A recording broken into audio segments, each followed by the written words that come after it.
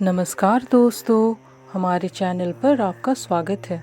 हमारी आज की कहानी है वरदान या अभिशाप। नीलम अस्पताल के कॉरिडोर में तेज कदमों से टहल रही थी। उसकी आंखों से आंसू थमने का नाम ही नहीं ले रहे थे। लेबर रूम में अंदर उसकी देवरानी अंजलि प्रसव वेदना से तड़प रही थी। बाहर नीलम हाथ में फ़ोन लिए लगातार घर वालों को फ़ोन लगाए जा रही थी, लेकिन किसी का भी फ़ोन नहीं लग रहा था। नीलम को ठंड के महीने में भी डर से पसीने छूट रहे थे।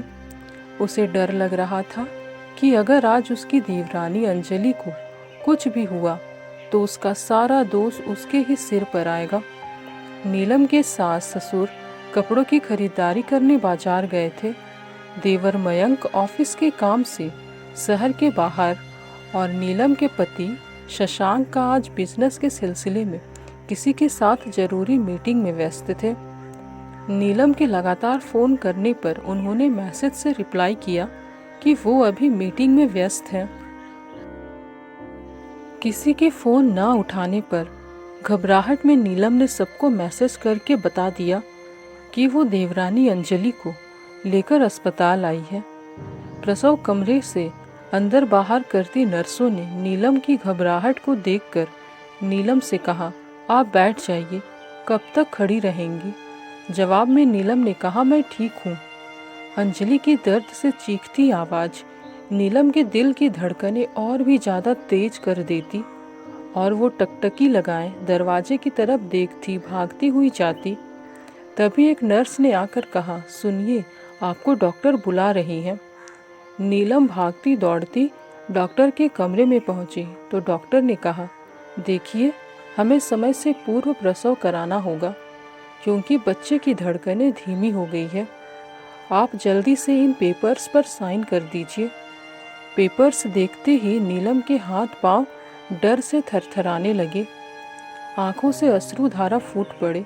तभी नर्स ने कहा, देखिए, जल्दी साइन कीजिए, हमारे पास समय कम है। नीलम ने अपनी आंखों से आंसू पोंछे और पेपर्स पर साइन कर दिया। साइन करने के बाद उसने नर्स से कहा, ये लीजिए पेपर्स, लेकिन मेरी अंजलि और बच्चा दोनों सही सलामत मुझे चाहिए। नर्स ने कहा, आप चिंता मत कीजिए, सब अच्छा होगा, बस आप भगवान से प्रार्थना कीजिए। दरअसल 10 साल पहले जब नीलम मिश्रा निवास में शशांक के साथ ब्याह कर ससुराल आई तो सब बहुत खुश थे, खासकर उसकी सास कौशल्या जी, क्योंकि नीलम अपने साथ उनके मुंह मांगे ढेर सारे दहेज के साथ आई थी। जैसे जितना और जो जो चीज़ें उन्होंने मांगी थी, सब कुछ चुन चुन कर नीलम के पापा ने उनको दिया था। सासू माँ ने ससुराल के कामों की सारी जिम्मेदारियों को नीलम पर ऐसे सौंपा जैसे सब कुछ उसकी ही जिम्मेदारी थी। नीलम ने भी बिना उफ किए हमेशा घर के एक एक काम किए। शादी के ठीक 2 साल बाद उसने 2 जुड़वा बेटियों को जन्म दिया, लेकिन बेटियों के जन्म के समय डॉक्टर ने परिवार वालों को बताया कि नीलम अब दोबारा कभी मां नहीं बन पाएगी, जिस घटना ने उसके पूरे जीवन को बदल कर रख दिया। पोते की आस लगाए बैठी कौशल्या जी अब नीलम को अपशगुनी मानने लगी। वो उसकी बेटियों को भी कभी प्यार से गले ना लगाती। नीलम के पति शशांक को भी ये बातें बहुत अच्छे से पता थी, लेकिन वो हर बार नीलम को ही समझाता। शशांक कहता, नीलम, तुम माँ की बातों को दिल से मत लगाया करो, देखना समय के साथ वो भी बदल जाएगी, तुम बस धैर्य रखो। नीलम का देवर मयंक उसका बहुत सम्मान करता था। वो उसकी दोनों बेटियों को भी बहुत प्यार करता और जब भी अपनी माँ को उनके साथ दुर्व्यवहार करता देखता तो अपनी माँ को टोक देता था। कुछ सालों बाद मयंक की शादी तय हो गई। देवर मयंक की शादी की खबर सुनकर नीलम बहुत खुश थी, लेकिन उसकी खुशी पर ग्रहण तब लगा जब उसकी सास कौशल्या जी ने उसे शादी की रस्मों में सामने आने से मना कर दिया। कौशल्या जी ने बेटे मयंक की पूरी शादी के दौरान नीलम को रसोई से बाहर नहीं निकलने दिया शादी में आते रिश्तेदारों के बुलाने पर भी वो कोई न कोई बहाना बनाकर उसको अंदर ही कर देती। ये सब देखकर नीलम खुद भी बाहर जाने से बचती, क्योंकि नीलम को सास की तरफ से सख्त हिदायत थी कि उसकी परछाई भी उनके बेटे बहू पर ना पड़े। उसकी देवरानी अंजलि घर आ गई। दोनों देवरानी जेठानी में बहुत जमती थी। शादी के 1 साल बाद जब अंजलि गर्भवती हुई तो उसकी गोद भराई के समय कौशल्या जी ने नीलम को अपने कमरे में बुलाकर अकेले में कहा, सुनो नीलम, बड़े बुजुर्गों ने कहा है कि बांझ का तो मुंह भी देख लो, लेकिन निर्वंशी का तो चेहरा देखना भी पाप है। इसलिए मैं चाहती हूँ कि तुम अंजलि की गोद भराई से पहले अपने मायके चली जाओ। जब तक कि अंजलि बच्चे को जन्म ना दे दे तुम यहाँ मत आना। कहीं ऐसा ना हो कि तुम्हारी छाया उस पर पड़े और कोई अपशगुन हो जाए।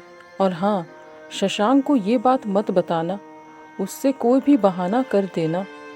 उसका जब मन चाहे तुम लोगों से मिल सकता है। आखिर तुम्हारा मायका कौन सा दूर है, एक ही शहर में है। जब जी चाहे तुमसे और बच्चों से मिल लेगा। नीलम मुझसे इतना रोई जिसकी कोई सीमा न थी। उसने कभी सपने में भी नहीं सोचा था कि बेटे को जन्म ना देने से उसका इतना अपमान होगा। नीलम अगले ही दिन अपने मायके चली गई। नीलम को यूं अचानक आया देखकर उसकी माँ ने पूछा, अरे बेटा अचानक, बिना बताए क्या बात है नीलम बेटा, सब ठीक तो है ना? नीलम ने कहा, हाँ माँ, सब ठीक है, बस आपसे और पापा से मिलने का मन हुआ तो चली आई। पापा कैसे हैं? ठीक ही है बेटा, आज 6 साल से बेड पर है, क्या कहूँ। नीलम के पिताजी को उसकी शादी के बाद ब्रेन स्ट्रोक आया और उनका पूरा शरीर लकवाग्रस्त हो गया, जिस वजह से नीलम अपना दुख अपने मायके में भी अपनी माँ से नहीं कहती थी। एक छोटा भाई था तो वो कितनी और किस किस की जिम्मेदारी उठाता। अगले ही दिन उसके फ़ोन पर देवरानी अंजलि का सुबह 10 बजे फ़ोन आया। उसने उठाकर हेलो कहा तो उधर से अंजलि के दर्द से कहराने और रोने की आवाज़ आई। क्या हुआ अंजलि, सब ठीक तो है ना? तुम रो क्यों रही हो? नीलम ने घबरा के पूछा। भाभी, अभी मैं आपको कुछ नहीं बता पाऊंगी, बस आप जल्दी से घर आ जाइए। नीलम ने अपनी माँ से कहा, माँ आप इन दोनों बच्चों का ख्याल रखना, मैं अभी आती हूँ, आकर आपको सब बताऊंगी। ऑटो से अंजलि अपने ससुराल पहुंची तो देखा कि अंजलि दर्द से कराह रही थी और घर में कोई भी मौजूद नहीं था। अंजलि को लेकर घर में ताला लगाकर नीलम अस्पताल गई। अंजलि ने रास्ते में बताया कि माँ जी ससुर जी के साथ गोद भराई के लिए बाजार करने गई है और मयांक सुबह से ही ऑफिस के काम से शहर से बाहर चला गया। अंजलि का अभी 7वां महीना ही चल रहा था। तभी नर्स ने नीलम के पास आकर कहा, मुबारक हो, बेटा हुआ है, लेकिन अभी प्री मैच्योर होने की वजह से उसको अस्पताल में हमारी निगरानी में रखना होगा। नर्स की आवाज़ से नीलम यादों से बाहर आई। इतने में सभी घर वाले भी वहां आ गए। सास कौशल्या जी ने आओ देखा ना ताओ, उन्होंने सबके सामने अस्पताल में नीलम के गालों पर 2 थप्पड़ लगा दिए और कहा, अब सगुनी कहीं की, खुद तो बेटा जन्म नहीं पाई तो देवरानी की खुशियों में भी आग लगा दी। मना किया था ना तुझे आने से। अपनी माँ के बर्ताव को देखकर शशांक ने गुस्से में कहा, माँ ये क्या तरीका है, आपने नीलम को क्यों मारा? आखिर उसकी गलती क्या थी? सिर्फ यही ना कि उसने अंजलि की मदद की। तू चुप कर चोरू का गुलाम, तू तो इसकी तरफदारी करेगा ही। तभी वहां नर्स ने आकर नीलम से कहा, आपको अंदर डॉक्टर बुला रहे हैं। कौशल्या जी ने कहा, मैं जाऊंगी अंदर और तू चुपचाप अपने मायके जा। कौशल्या जी बेटे मयंक को साथ लेकर अंदर डॉक्टर के कमरे में गई। उन्हें देखकर डॉक्टर ने कहा, अब बच्चा और माँ दोनों खतरे से बाहर हैं, लेकिन अभी दोनों को ही बहुत देखभाल की ज़रूरत है। हमें बच्चों को कम से कम 2 महीने तक NICU में रखना होगा। इसके लिए आपको बहुत धैर्य रखने की ज़रूरत होगी। ठीक है कहकर जैसे ही डॉक्टर के कमरे से कौशल्या जी बाहर निकली, उनका पैर फिसल गया और वो अस्पताल में ही गिर गई। उन्होंने उठने की कोशिश की, लेकिन वो उठने में असमर्थ थी और दर्द से वो रोने लगी। डॉक्टर ने पाँव का एक्सरे और चेक करके बताया कि पाँव फ्रैक्चर हो गया है। 1 महीना बेड रेस्ट करना होगा। अब नीलम के ही कंधों पर सारी जिम्मेदारी आ गई। वो रोज घर के काम खत्म करके देवरानी अंजलि और सास दोनों का ख्याल रखती। 1 सप्ताह बाद अंजलि को छुट्टी मिल गई, लेकिन बच्चा अस्पताल में ही था। अब नीलम अंजलि को साथ लेकर रोज बच्चों को देखने अस्पताल जाती। 1 महीने के अथक प्रयास के बाद डॉक्टर ने बच्चे को घर ले जाने की अनुमति दे दी। इधर अब कौशल्या जी के पाँव भी ठीक हो गए। बच्चे के घर आने की सारी तैयारियां नीलम ने की।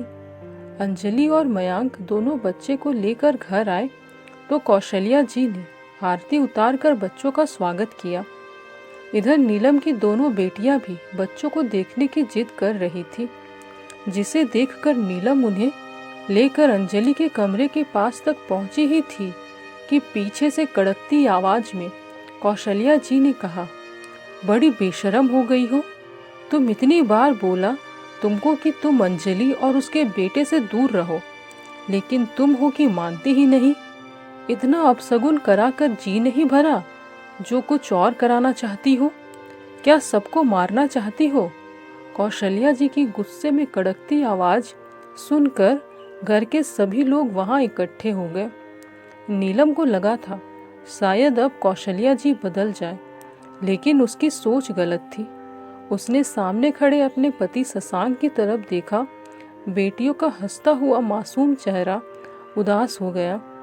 नीलम खुद पर काबू ना कर पाई और उसकी आंखों से अश्रुधारा फूट पड़े और वो वहां से जाने लगी। तभी अंजलि ने कहा, रुकिए भाभी।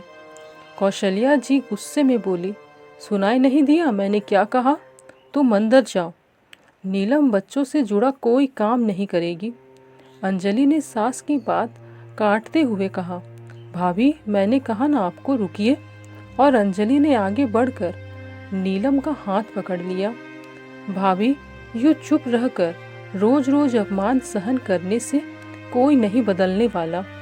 इसलिए आपको बोल रही हूँ कि अब बिना बोले काम नहीं चलने वाला। कभी कभी बड़े इतना मजबूर कर देते हैं कि उनको जवाब देकर छोटों को उन्हें सच का आईना दिखाना ही पड़ता है।